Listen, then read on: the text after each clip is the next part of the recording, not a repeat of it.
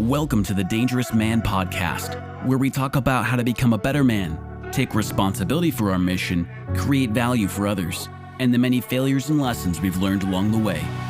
Stay dangerous.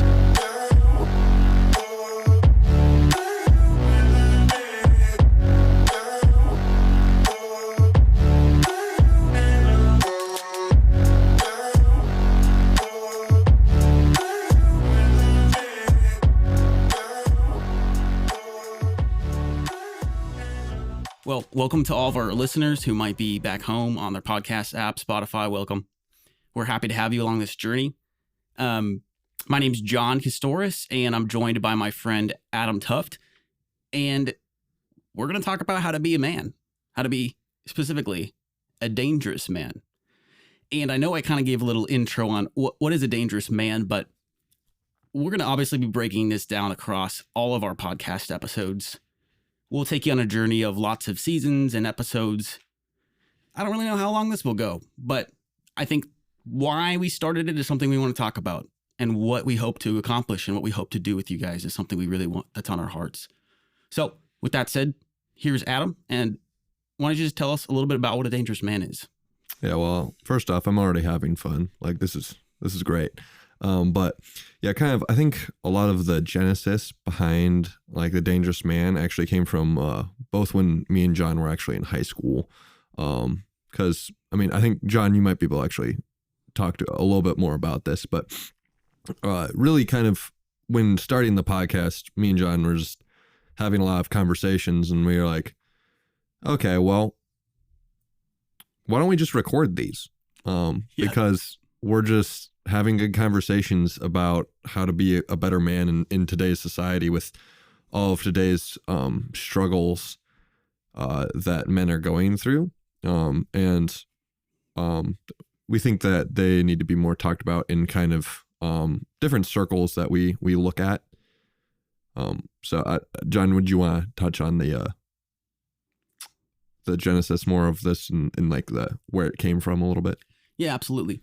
You know, when I was in high school, I started up this group with a couple buddies, and we called it the Knights of the Immaculata. And for any listeners that are into the faith, maybe you're Christian, Catholic, this is kind of a group of guys that we wanted to go and pursue God on a further level. And we basically started going to church every single day and praying together and worshiping together. And we'd also add in these workouts. We'd go for 2-mile runs every day.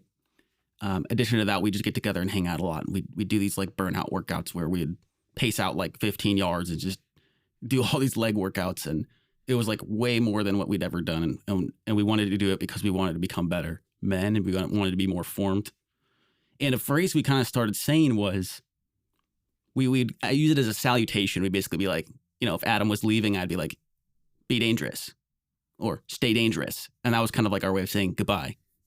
Yeah. And this idea of a dangerous man is like, we want to become a threat to the enemy, to the devil, in a spiritual sense, right? Mm-hmm. We want to be somebody, like if there's good guys and bad guys, take like Lord of the Rings, for example.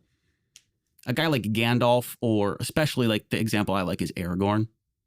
These guys are a threat to Sauron and to Saruman. And they have this skill to them. They have this aura to them, this leadership and this ability just to be badass. And they use that as a threat to the enemy and to pursue like good and virtuous like paths and goals. And I think that kind of idea is something that maybe gets lost in society a bit as we talk about a man being like, oh, like we just don't want to over masculate and like make it hyper masculine. And I think really there's something in the heart of a man that as a little kid, you'd see a kid and what does he want for his birthday? He doesn't want a dollhouse. He doesn't want underwear or t-shirts for his birthday. He wants 2 shooter pistols and a cowboy hat, right? He wants a cape for Superman. You know, he wants to be armed and dangerous. And he pulls out those pistols. And he's like, I'm on top of the world. And all of a sudden he has it's almost uncontainable. Like we almost want to take little boys and be like, hey, quiet down, or hey, relax a little bit, or like contain that energy, or like, please stop playing on top of the playground roof. Yeah. But that danger and that like being something more, I think is an interesting concept that lives in the heart of every man. Yeah. Like as men, we're like meant to be dangerous. That we want to be, people be around us, be like, oh, like what is he gonna do? I'm not really sure. Right. I mean, I'm excited to find out, but I guess we're just gonna have to find out. And it's kind of the idea of being a dangerous man. It's like the people around you, if you're doing it right, can't help but like be changed or be challenged by who you are. For the better, obviously, is what we're going for. Now, like, kind of a little disclaimer of this podcast is me and John aren't like huge experts on dangerous men. It's not like we have like written multiple books on what it means to be a man. We haven't been in the military for 20 years. We haven't done anything super crazy like that. We're just two men that are trying to be better and more dangerous men. And this podcast is going to be a lot of just kind of talking about our journey on becoming dangerous men, because I think I've listened to a lot of different podcasts about like some like manly podcasts where there's like, you know, like Jocko Willink or whatever. And he's like, yeah, I was a Navy SEAL and like we did like 20 years of military. And I'm like, I can't really relate to that. Yeah. So it's kind of like, well, where's the journey there? Like, cause yeah, as me, myself, I'm like, I'm not the most disciplined person I know. Like I could be more disciplined, but like, well, how do I grow in discipline? And I think, especially for those people who are listening who may not be the most disciplined, then we can actually go on a journey and actually like help those aspects rather than just be like, yeah, just do it. Yeah. You know, just suck it up. I mean, sometimes you do have to suck it up as a man, because I think a big part of being a man is no matter how you feel, you just have to do what's necessary. So it's learning how to do that as well. But yeah, we're going to go into all kinds of stuff when it comes to being a man and kind of our journey. But just kind of, we don't claim to be like super experts on being a man. This is more going to be our discovery of the dangerous man. Yeah, absolutely. And one thing I will add is, I know I mentioned like a faith kind of background as an origin for this, but you know, in more recent years, I'm 24 years old. Adam's also 24. In more like the recent last year, there's been a lot of discovery and like finding more edge and more passion behind being able to be an entrepreneur and build a business, and want to go over like making more money and being able to provide and be strong for other people, be a strong man in a society that doesn't necessarily reward strong men. And it's easy to be complacent. It's easy just to be among everybody else. It's easy just to be on the couch watching football on Sunday and every day. And like, let that be like what I live for without a real sense of purpose. So I think we're really going to go after this purpose and a lot of this, not necessarily spiritual themes for those who aren't of the faith. I think we're going to talk a lot about just all kinds of more broad, being a human in the world, and a lot of those themes primarily. Mm-hmm. You know, obviously, like our faith is a very big part of John and myself's life, so that will naturally come up as we are being authentic to ourselves. Yeah. But we don't want to exclude people that don't necessarily believe as much in Christianity or Catholicism from like the thought process of being a dangerous man, but we will bring it up, so don't get offended. Yeah. And I thought we'd just kind of kick off the rest of this first episode, right? So we obviously want to introduce this idea of what is a dangerous man and kind of prelude to what we hope to kind of dig into there as we go on, right? Why don't we just give a little bit of a breakdown, Adam, of kind of who I am, who you are, what's a little bit of our story, maybe in the last few years especially. Yeah, you just want to kick us off with that. Yeah, so I think kind of as a backstory, as me and John have known each other forever.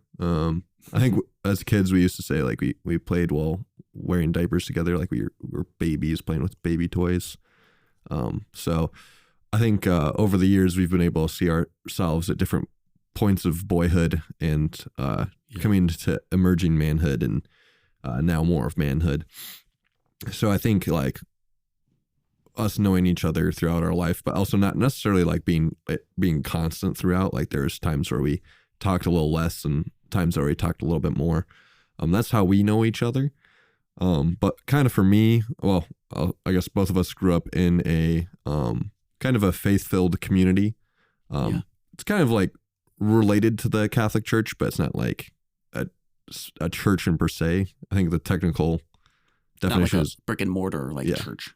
Yeah, I think the technical definition of it is like a community of lay faithful or something like that. I'm not an expert, so someone out there that's from community will probably listen to this and like correct me, like this is a better way to explain that, and we'll probably do that in a future episode potentially. Because that will probably be brought up just because that's what me and John were brought up in. But a lot of that being in that community was having a very family focused upbringing. So we both have, I mean, I'll let John talk about himself, but for me, I am the youngest of 5 children in my family. So we have a decent size, I call it a decent sized family. Some people in our culture today would call that a huge family, but my dad is one of 15 kids. So now that's a big family. So maybe just a decent size. Yeah. So 5 kids is a decent sized family. But where was I going with this? I'm blanking. Oh, no, now I know. Okay. So, but with that, being the youngest is kind of like the stereotypical youngest child you kind of get away with most because you can blame everything on your older siblings. And being like the baby of a family, I felt like I was kind of coddled some. So it wasn't like I grew up with a tough skin. Like my dad used to say, like I was really afraid to get my hands dirty as a young boy. So I was definitely a lot more like coddled and coming from a place of just like being not like a hard place in life growing up, but like almost it being too soft. And obviously like life goes on and I had struggles here and there. But then kind of after like high school, didn't go to college because I kind of hated school, just worked and then did missionary work for 2 years and then kind of was a little bit lost after that. But now I'm figuring out a little bit more of my life and actually trying to work hard. And that's kind of where that picks up with the actually wanting to be a dangerous man and going and doing more. I went to Chicago for 5 months and did a bunch of hard work. We'll get more into that, but some hustle. I'll let John go into how did he get to this point. That's kind of the basis of my life in a very basic, not in depth way. Yeah, man. Thanks. And we'll be continuing to kind of talk about our story and what's been happening, and as it really ties into the themes. Kind of my story is I alluded to the high school part of coming into really like that was the first time I wanted to kind of take ownership for my life in a certain sense, in a spiritual sense. And I think that's really important as a Christian man. I think before that, it's often like, I just kind of go with the flow and I follow my parents on everything they do. But all of a sudden now I was organizing events and I was being proactive with friends and saying, hey, let's go and do something meaningful. And I think that was really cool to be able to discover that for the first time as a leader. And I think over the next few years, I did some mission work with different Catholic charity, not Catholic Charities, the brand, but different charities that were Catholic in identity, and got to serve the homeless in Colorado for a couple years. Got to work with a lot of kids and youth and just spreading the faith, being on mission. And kind of transitioning out of that was really challenging for me. And I had this purpose that I rallied around a lot of people. And all of a sudden, that kind of common purpose of our ministry, it was done because I was done being a missionary. And at that point, I had basically fundraised all of my salary at that point and lived pretty much below the poverty line, but enough to be in this program. And it was like, okay, what does it mean? I don't know what it be. Like, I don't want to work a job my whole life. I had gotten an associate's degree in audio engineering at a music college, but I wasn't really like, I don't know if I really want to be up till 1 a.m. every night doing like bar gigs and stuff like that as an audio guy. And I think it was just really kind of struggling with and wrestling with that purpose. And kind of where that brings me today is there was a whole period over the last year where I really was like, who am I and what am I doing with my life? And what is my calling here?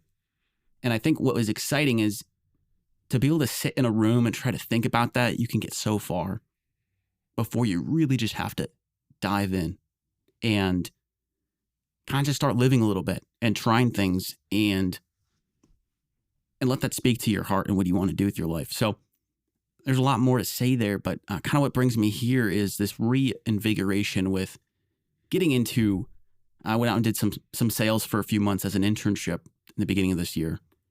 And it really kicked my butt and woke me up to the amount of work it takes to be successful and starting to get introduced to like skills like sales. And I was introduced to Grant Cardone. If you guys know Grant, he's an awesome entrepreneur, real estate guru. He's a multi-billionaire now, undercover billionaire, was on the TV show, built a $5 million business in 90 days. And I was really introduced to these themes of guys that were going and building businesses and caring for their churches and caring for their families.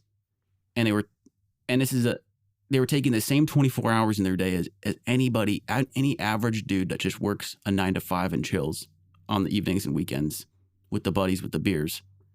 I never really resonated with that.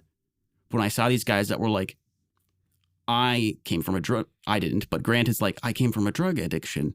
And I was able to channel that into becoming a great man and a great businessman and start to find purpose and pursue my potential.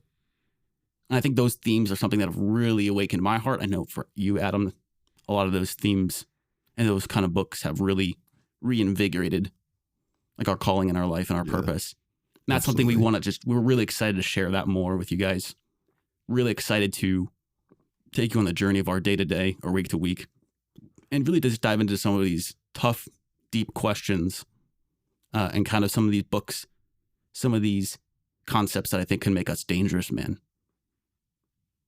Yeah, I think it's going to be really interesting going on this journey and finding out what it is to be a dangerous man. And you can join us on this journey as we continue to do this podcast. And I'm very excited to kind of start this and start actually dialoguing what it means to be a dangerous man. Well, guys, we're going to wrap it up for today, but we're looking forward to continuing these episodes with you guys and tune in for us. We are hoping to release these every 2 days and tune in with us in a couple of days. Stay dangerous.